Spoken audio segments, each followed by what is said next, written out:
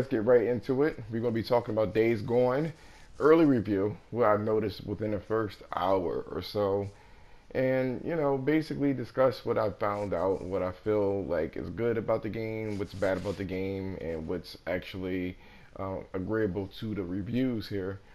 Um, it's honestly, let's just talk about the score right quickly. What I would grade it within the first hour of the game. And I feel like I'm a good judge of characters. Probably going to stay that way in terms of the way that this game is going. It's an 8 out of 10 game for me. It's an 8 out of 10 game for me because it has solid gameplay. It's solid. It's a very good game to me. That is marred by some technical issues that could affect the gameplay. So I'm not really one to care about falling through the game's level. That's not what I'm referring to. I'm referring to like AI within the game, or other little technical issues that I've actually witnessed that could, that's really could affect the flow of the gameplay. So that's what I've noticed. That's the bad thing. But let's talk about the good stuff. The continuity of the art style is out of this world. It is a very cohesive experience in terms of visuals. It's all of it's even. You don't have like effects that are basically really well done and other things that are not. You know what I mean? The texture detail for the characters are pretty much even. For the main characters and so there's no discrepancy with the main characters' details and stuff like that. Um, and then the actual effects really kind of mesh with the game's visuals. If you can look at this clip right now, the fire effects are they're really good. And I'm pretty much a graphic whore. Physics actually go right into play as well. They have like really good physics in this game and animations. Really good stuff. The game, from what I can tell, it plays great. You know what I mean? Like in terms of it runs well. It runs well, and I think most of the frame rate issues people were having is not like performance. It's streaming issues. So, when you're driving really fast on your bike, that's where it really starts to kind of pause or hiccup, like it's trying to seek and find the next area to load. When you're just walking around and stuff like that, that's, everything's fine. So that's what you have there. So the only real bad complaint that I have in terms of the graphics or like the special effects, like particles. The particle systems, to me, it needs work. The blood it specifically needs work. It stands out from everything else. It doesn't look like it belongs in the game world. But the lighting, you can see it right here. It's very good. The lighting is something that's really strong. Um, it has a very grounded lighting engine. It feels very authentic and real. It's very nice looking as a game. So I'm super pleased with the lighting. I think the lighting, honestly, above all things in this game, stands out way above everything else that's in there. But for the most part, everything is cohesive. I think the lighting kind of brings everything together. If anyone knows me, I am a stickler for water. The water is very average in this game. Think of Horizon Zero Dawn, basically. It has particle systems that you can interact with, but it doesn't have any kind of like ripple shaders, or the water doesn't actually ripple. Um, but for some reason, like the art style for the water kind of like fits in, so I don't really mind it too much. You know what I mean? And the particle systems for the water is okay, but I feel like the particle systems in general in this game is kind of lackluster. But it's held all together by the lighting, and that scared the crap out of me right there. That scared the piss out of me.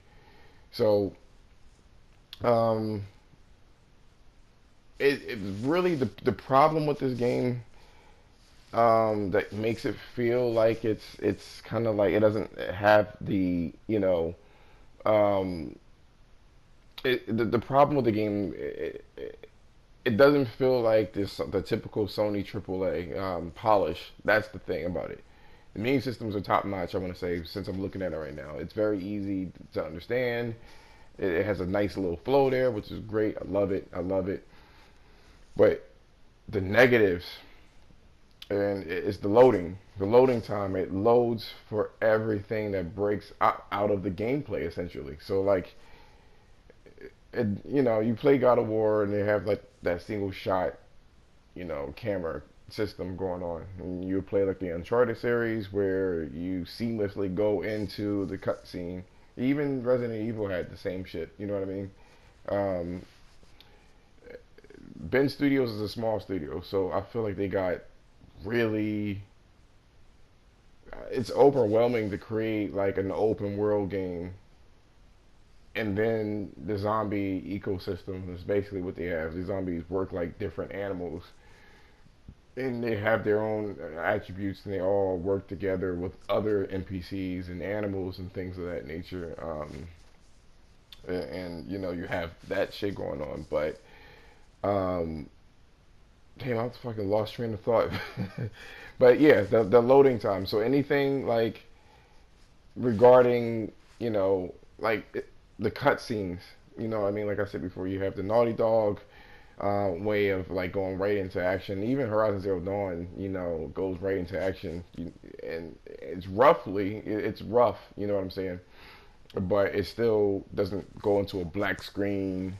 You know what I mean? And then load something else, and then the whole vibe of what's going on is, you know, kind of like broken apart with these black screens. It happens so frequently for anything that is a cutscene. Any little cutscene, it's just black, and then comes back, and it's like, even if the cutscene is like fucking 30 seconds, still black, fade to black, unfade to black, and then it fades to black, and then unplays it back to gameplay, and then you go to another cutscene, and then it unfades to black. It's pretty bad. The game takes forever to load, and I think, to be honest with you, a lot of these game issues and hiccups is really because of the Unreal Engine. I feel like, yes, the Unreal Engine is flexible for sure, but the problem is that with that flexibility comes a whole bunch of extra layers that takes time to load. Um, Driving in the environments, I did notice. I'm really shocked. This video is like super long. So anyway, and you notice here there's no flashlight on them and stuff like that. So they do a lot of gamey things because they're so used to like handhelds. So, but I'll get into that in a second. Um, Essentially, driving into the environments, I did notice. I mean, they have details for everything. Everything. There's always some sort of detail. Every interior, actually, you can go into, which surprised me. Every interior that you can see. There's no like building that has like walled off doors and shit like that. That doesn't happen. That doesn't happen at all. You know, it's literally like you can walk into it. And not only do you walk into it, they're not like empty rooms either. These rooms are like lived in. They tell a story. So people, a lot of times people, or developers would make these empty rooms and kind of throw some chairs in there and call it a day. And to be honest with you, most of the development was probably because they had to create all of these environments, and they just did not have enough people. They didn't have enough people to do all of this. That's the thing. It wasn't enough people. It wasn't enough people to do it and try to create a game in a timely fashion. So that's where they kind of went wrong. They bit off way more they can chew, um, and that's really the issue here. That's the issue. But from what came together, it's a very, they have a very decent experience. I'm pretty invested into the story as well. The storyline is pretty cool. Um, and which goes, that kind of lets me know too. It's like, okay, so people are complaining about the story, right? So there's an issue with the story, but then you can play Resident Evil and not have any problems with it. You know what I mean? I would say Dying Light, the storyline for Dying Light was okay. This is definitely way better than the Dying Light story, just to let you know if you ever played that before. But like this game got beat on, and I think it's because of the pedigree of it being a Sony developer studio. We got beat up on unnecessarily. I think that if it wasn't a Sony game, it probably would have received an 8 for sure. You know what I mean? Or at least a 7.5. I'm confident it would receive higher. And it's like everyone has their eyes on Sony. You know what I mean? To make these compelling games. That's what it really boils down to. That's what's happening here. That's what's happening. They're getting beat up because they're Sony. It's a Sony game, and they've made God of War, which is probably like game of the generation for a lot of people. It's point blank, and from now on, everybody needs to be on point when it comes to the Sony camp in terms of the developers. They have to be on point. They have to create something really, like just blows people away all the time. Sony can never drop the ball and make a regular game. I wouldn't say average. I don't want to say average because this is not an average game. This is a very good 8 out of 10 game. The environments are beautiful. It's a cohesive experience.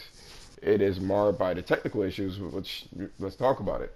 Essentially, the technical issues in the game are the AI. That's the biggest problem with the game. It's overly lenient, and I remember them saying that the game is really, really hard, and I think they did a lot of tweaking, which they probably didn't have enough time to actually complete, and they made the game too fucking easy. I'm playing a game on hard, and I'm not having any fucking difficulties whatsoever. The enemies kind of like wait for you. They wait for you to hit them. They wait for you to finish off another person. They wait. They give you a lot of opportunities. It's just a lenient experience, and I feel like they've gotten shit for the game being hard before. You know what I mean? And I feel like a lot of the games, gameplay flow. You know what I mean? It's basically going to be fixed when they create that ultra hard mode and patch that into it. I feel like that's what it is. I feel like the game should be harder than what it's supposed to be, and because again the AI needs tweaking. There's a lot of delays with their thought process. You could see that they're thinking to let you hit them or to let you get away. You can clearly see it, and that's what I didn't like about it.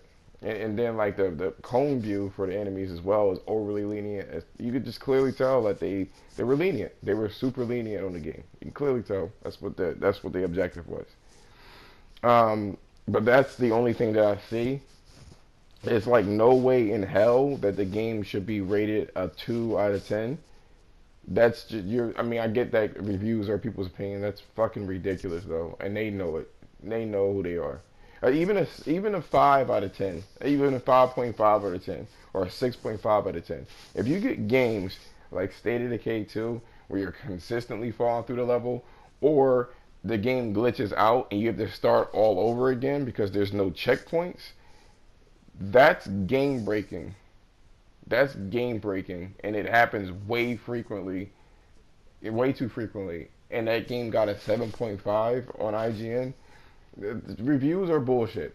Dying Light was an excellent game. The only problem with Dying Light is slightly with story and performance issues. That's the two issues. But that game is like an 8.5, 8.7, and they gave that shit a 7.4 on a Metacritic. So you can't really trust reviews. It's one of those things that you can't like just and I know why people are trusting reviews. It's all the fanboy wars. That's exactly what it is. It's fanboy wars. They don't really give a fuck about the reviews per se. They don't care. You know what I mean? But it's clout. You know, it's like, oh, my game rated better than yours, or you think you're so high and mighty, and you finally got a game that's really bad. It's really what it boils down to. And there's a lot of political agendas in general in the gaming community. That's sickening to me. It's fucking annoying. IGN started off by saying there was this gruff white guy, so I already like discredit them. And it's cool to knock things, you know what I mean? It's cool to have that baity, you know what I'm saying? It was an easy shot at looking at a game that was an open world game about zombies. And you're like, and Sony made it, and they typically make really like game of the generation type games. And then, you know, you finally get a game you can like rag on for clicks. That's what's going on here. That's what's going on here. It's a shame though, because I know they pour their heart and soul into this game, and then you get people like that that don't give a fuck. All they care about is click, bait stuff. All they want. If you look at the IGN review, which is probably the most egregious, I mean, it's one thing to say that the game is generic, but the way that they actually painted the picture, their dislike to like ratio for that video is indicative of people noticing a trend with IGN. You know what I mean? Like, I feel like the other 7.5, you know, type game reviews, that's fine. You can have high standards, but rating it really low. To me, rating the game a 5 out of 10 is saying that there's something super broken about the game, and that the game is kind of not really playable in these days standards. That's really what's going on there. Now, what can they do to fix it? To fix the reviews and try to get and capitalize on the sales so they can make a part two or do anything like that. Honestly, they're going to have to release some sort of co-op or some sort of multiplayer post-launch to spark the interest. That's what they're going to have to do. They're going to have to do that. You know what I mean? Because at the rate it's going now, they're going to get their ass kicked in sales. But I think if the game sells like 6 million, that is considered a super success. So I hope it does that. I hope people will give the game a chance because I feel like it deserves it. You know what I mean? You got games like Red Dead Redemption that can get away with pissy controls, a long, drawn out story that's not really innovative. I mean, the story having, you know, and I don't give a fuck. I'm going to spoil it. Your main character gets tuberculosis. I don't give a fuck. Always spoiler free. You that's the same type of story in Tombstone. The same shit. And everybody was clapping for this fucking game. Dutch Vanderlyn. Oh, I got a plan. It was just like these cheesy one-liners that people can like use for memes, and I feel like that's what they probably should have done with this game. That's the type of marketing that they should have done. You know what I mean? I feel like in Days Gone they took the story a little bit too seriously, which kind of made it feel kind of cheesy and cringy. You know what I mean? They kind of should have known what kind of material they had. But we all know, like, you know, in order for you to get a good rise out of a game, you need to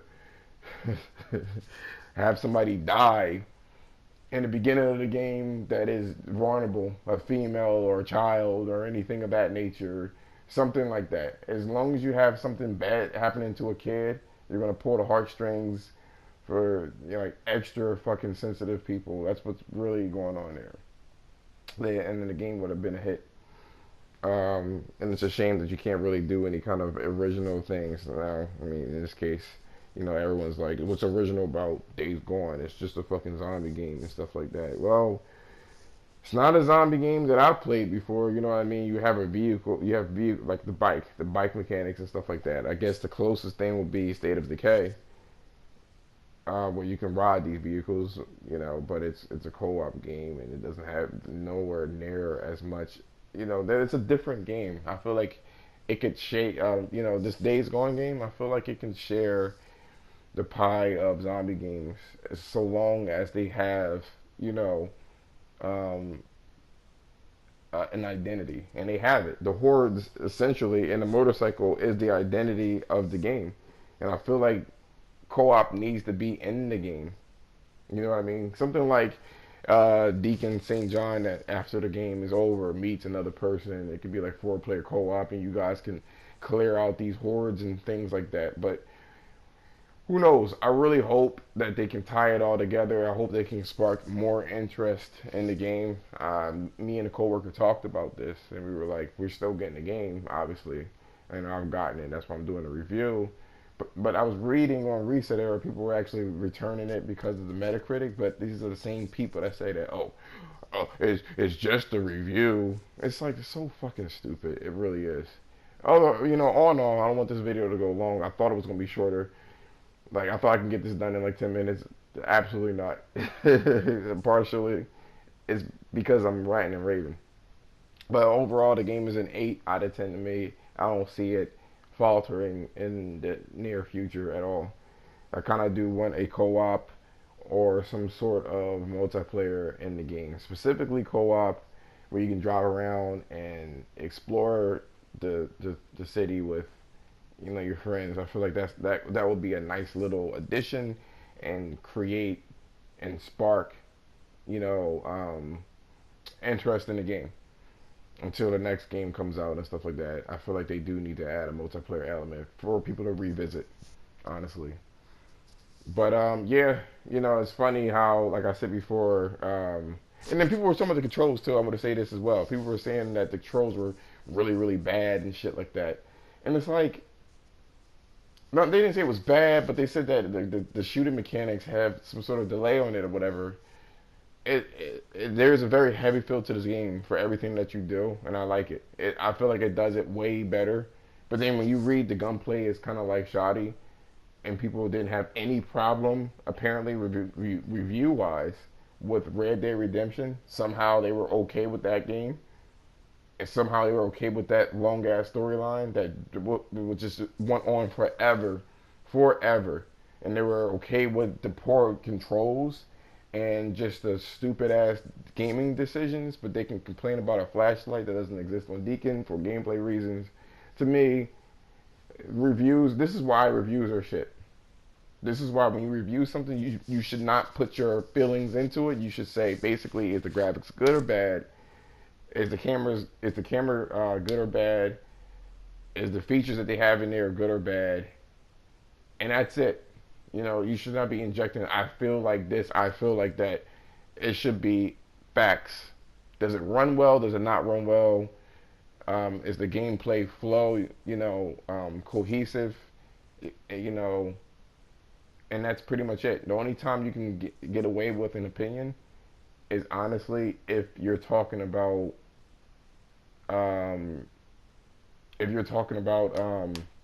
story. That's it. Because people have different wild feelings. Like, I never liked Breath of the Wild when I played it. I didn't like it. Whether the people say it was a whole bunch of freedom, I couldn't stand it. It wasn't a good game to me. But to each their own. Anyway, this is the end of the video. Thank you so much for watching. I really appreciate it. It's late as shit. The sun literally risen as I was doing this fucking little review here, but it is what it is. Thank you so much for watching. Hit that like button, hit that subscribe button if you liked the video, and I'm out.